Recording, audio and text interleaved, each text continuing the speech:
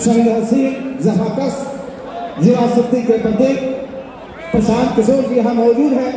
मैं ये बताना चाहता हूँ आपको, इकबाल का एक शेर है कि वो काबे रूह जब बेदार होती है नौजवानों में, नजर आती है उसको अपनी मंजिल आसमानों में। दोस्तों, आज हमारे बीच आज इस सम्मेलन में जिस व्यक्तित्व को खिराजाकीदत पेश किया जा रहा है, मैं दिल के गहराइयों से एक कर्पूरी जी का हम सम्मान के साथ खिराजाकीदत पेश करते हुए इस शेर के साथ बुलाना चाहता हूं अपने जनसुराज के चले तो वक्त रुके तो हवाओं जैसा है, चले तो वक्त रुके तो हवाओं जैसा है, इस शख्स को धूप में देखो तो छांव जैसा है। यह शक्ति है प्रशांत किशोर की, और प्रशांत किशोर के प्रतिरूप के रूप में खड़ा व्यक्ति जिसका नाम आफाक अहमद है। इस आफाक अहमद चंपारण के धरती से बिलोंग करता है, और चंपारण से एक गरीब किसान के लड़के को प्रशांत किशोर के अंदर वो कुव्वत और सलाहियत है, वो जहानत है, ईश्वर ने दिया है कि किसान के लड़के को उस सदन के अंदर लाकर पहुंचाया। यह कथनी और करनी में अंतर होता है, इन्होंने करके दिखाया। 2 अक्टूबर 2023 से चले मैं इनके साथ चला था, लेकिन इन्होंने कहा गाँव-गाँव में कि जो गरीब आदमी है संसाधन के बिना अगर सदन के अंदर नहीं जाना चाहता है तो मैं अपना बुद्धि और विवेक से संसाधन लगाकर उसके सदन के अंदर भेजूंगा। इन्होंने ये साबित किया, आफाक जैसा आदमी को, एक किसान के लड़के को इन्होंने उस सदन में भेजा जो उन्हें इस स्वभाव से लेकर आज तक कोई गरीब का लड़का नहीं जाता। यह पहला मौका है। इसलिए कौन कहता है कि दौलत चाहता हूँ, झूठ ये भी है कि जन्नत चाहता हूँ, है फकत मासूम सी मेरी तमन्ना, मैं तेरी मोहब्बत चाहता हूँ।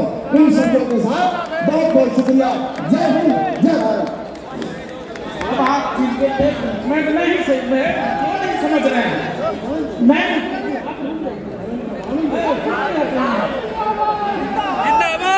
जिनके लिए बेसब्र हैं, जिनके लिए प्रतीक्षारत हैं, माननीय भारत के महान राजनीतिक रणनीतिकार, कुशल चुनावी प्रबंधक, उद्भट विद्वान, सरस्वती के परम पुत्र, जनजन की आकांक्षाओं के चांद माननीय प्रशांत किशोर जी को का स्वागत करने के लिए इस समारोह की अध्यक्षता कर रहे आदरणीय संतोष महतो जी से अनुरोध करूंगा कि आप अंग वस्त्र देकर अपने लोकप्रिय नेता, हम लोगों के उम्मीदों के चांद, बिहार के भविष्य और जननायक कर्पूरी ठाकुर के परिचय गांव की झोपड़ियों में रोशनी लाने की कोशिश कर रहे पदयात्रा के माध्यम से आम को जोड़ने वाले आदरणीय प्रशांत किशोर जी सम्मानित हो रहे हैं अतिथि मंच से।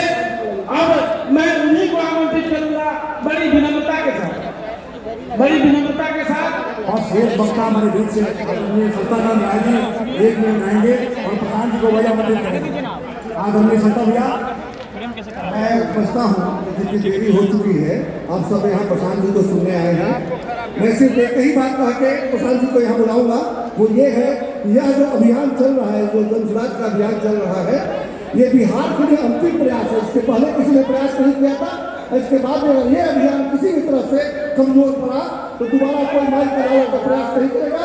इसलिए प्रशांत किशोर जी के लिए आप लोग अपना तनमन लगा दीजिए।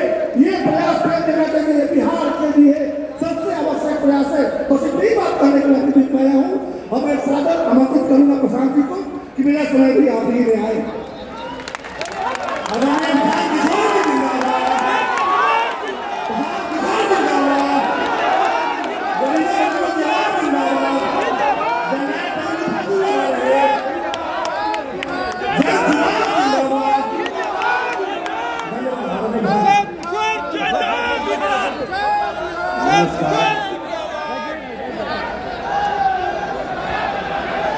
नमस्कार,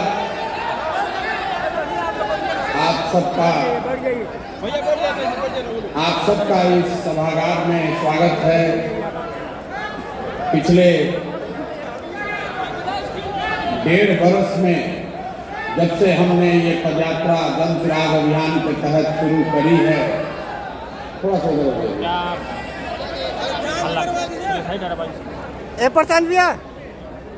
जब से पिछले 1.5 वर्ष से मैंने पद यात्रा शुरू की है। मैंने अभी तक किसी भी इस तरह के कार्यक्रम में हिस्सा नहीं लिया। प्रयास ये है कि जब तक पूरा बिहार हम लोग घूम न लें, गांव-गांव जाकर लोगों से मिल न लें, उनकी आशाओं की, उनकी अपेक्षाओं की का संकलन न कर लें, तब तक वापस आकर किसी बड़े मन से कोई बड़ी बात करना शायद ठीक नहीं है। आज जननायक कर्पूरी ठाकुर जी के शताब्दी समारोह को लेकर हमारे साथियों ने जो यहाँ कार्यक्रम आयोजित किया है, इसको लेकर मैंने पदयात्रा रोककर यहाँ आने का निर्णय किया है। मुझे आपसे कोई लंबी चौड़ी बात नहीं कहनी है। मैं आप साथियों से आपके गांव, आपके प्रखंड, आपके जिलों में मिलता रहा हूँ। जिन जिलों में नहीं पहुँचे हैं वहाँ आकर मिलेंगे। 2-3 बात जो मेरा अपना अनुभव है आपसे साझा करना चाहता हूँ। आप आए हैं जननायक कर्पूरी जी का शताब्दी समारोह में, लेकिन आपको जननायक कर्पूरी ठाकुर से ज़्यादा प्रशांत किशोर का जिंदाबाद करने की इच्छा हो रही है। आपको जननायक कर्पूरी ठाकुर जी के फोटो को उठाना चाहिए। आप हमसे सेल्फी खिंचाने में लगे हुए हैं। आप अधिकार की बात कर रहे हैं और हमारे पीछे दौड़ने के लिए मरे जा रहे हैं। इसीलिए तो ये दुर्दशा। आप हमारे पीछे चल के कैसे अपना लाभ, अपना फायदा कर सकते हैं। जो कोई मंच पर आता है आपको लगता है यही मेरा नया रहनुमा आ गया।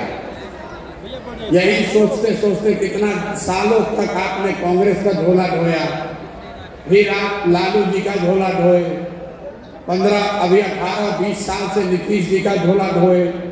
अब आपको लग रहा है कि कोई प्रशांत किशोर आकर आपकी जिंदगी को सुधार देगा।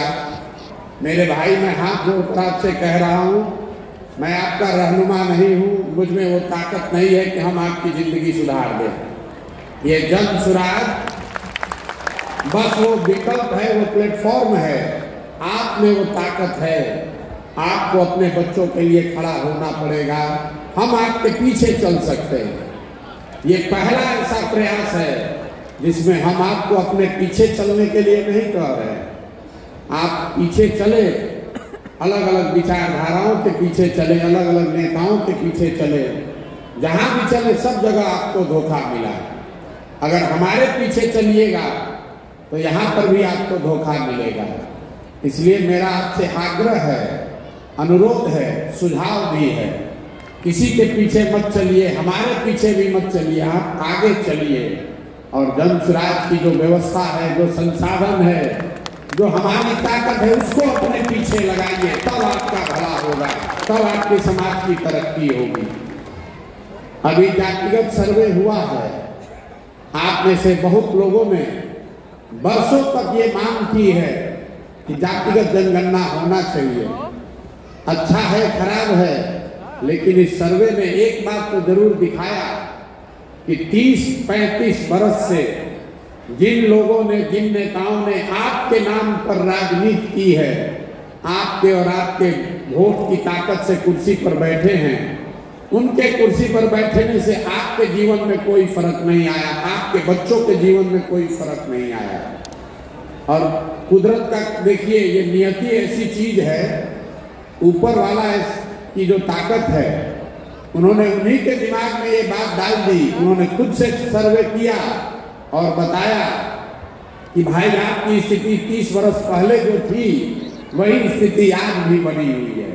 ये विवाद का विषय नहीं है। वो लोग जो आपका रहनुमा होने का दावा कर रहे हैं, जो आपका 30 वर्ष से वोट ले रहे हैं, उन्होंने खुद स्वीकार कर लिया अपने सर्वे से ही कि आपकी स्थिति में पिछले 30 वर्ष में कोई फर्क नहीं आया।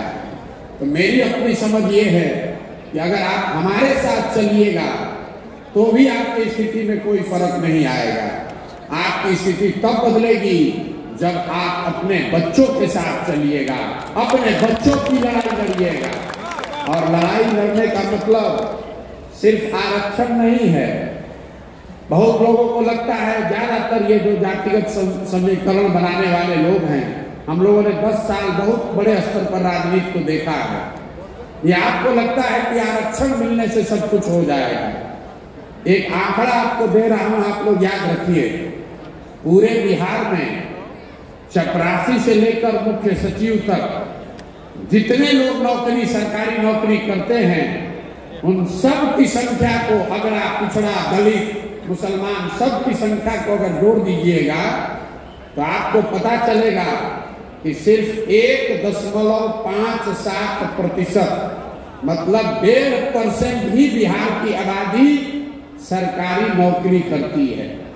98.5% आबादी जो है उसको तो सरकारी नौकरी है ही नहीं।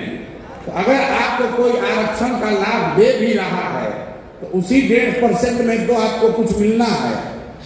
आपकी स्थिति तब सुधरेगी जब 100% आपको बच्चों को पढ़ाई की व्यवस्था की जाएगी, तब आरक्षण का लाभ आपको मिल सकता है। जब आपके बच्चे पढ़ ही नहीं रहे हैं तो आपको आरक्षण का लाभ मिलेगा कैसे? आप भागीदारी की लड़ाई लड़ रहे हैं, भागीदारी तो आपको मिल ही गई है। बिहार के गरीबों में सबसे बड़े भागीदार आप हैं। बिहार के अशिक्षित बच्चों में सबसे ज्यादा अशिक्षित बच्चे आपके समाज के लोग हैं। बिहार के भुखमरी के शिकार लोगों में सबसे बड़ी भागीदारी आपकी है। आपने भागीदारी मांगी सत्ता में, आपको भागीदारी मिल गई गरीबी में, अशिक्षा में, भुखमरी में, पिछड़ापन में। और इसका एक ही उपाय है, अपने पैर पर खड़े होइए, जन सुराज की इस व्यवस्था का लाभ उठाइए। लोग बताते हैं कि हमारा सुझाव लेकर बड़े बड़े लोग नेता बन गए, चुनाव जीत गए। आपको ये खुला निमंत्रण दे रहा हूं, आप अपने और अपने बच्चों को जन सुराज की इस व्यवस्था से जोड़िए। मेरे पास जो भगवान का दिया हुआ शक्ति, बुद्धि, साधन है, वो सब कुछ आपके पीछे, आपके बच्चों के पीछे लगेगा। किसी का झंडा लेकर मत घूमिए। अगर झंडा लेकर चलिएगा आपका भला कभी नहीं होगा। अभी ये अधिवेशन आज शताब्दी समारोह में शुरू हुआ है। मैं यहाँ भाषण देने नहीं आया हूँ, मेरी जो समझ है आपको सुझाव दे रहा हूँ। मानना नहीं मानना आपकी मर्जी है।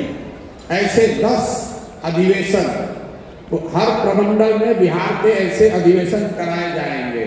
मेरा प्रयास है कि व्यक्तिगत तौर पर जो जाकर मैं आपसे मिल रहा हूँ, सुन रहा हूँ, समझने का प्रयास कर रहा हूँ, उसके साथ साथ सामूहिक तौर पर आपके समाज के लोगों की आकांक्षाओं को, भावनाओं को समेट कर जो सुझाव हम लोग को मिलेगा, जब जब सुराज दल बने तो उस दल में आप झंडा उठाने वाला न बने, आपके सुझावों के आधार पर इस दल का संविधान बने, आपकी इसमें भागीदारी हो, हिस्सेदारी हो।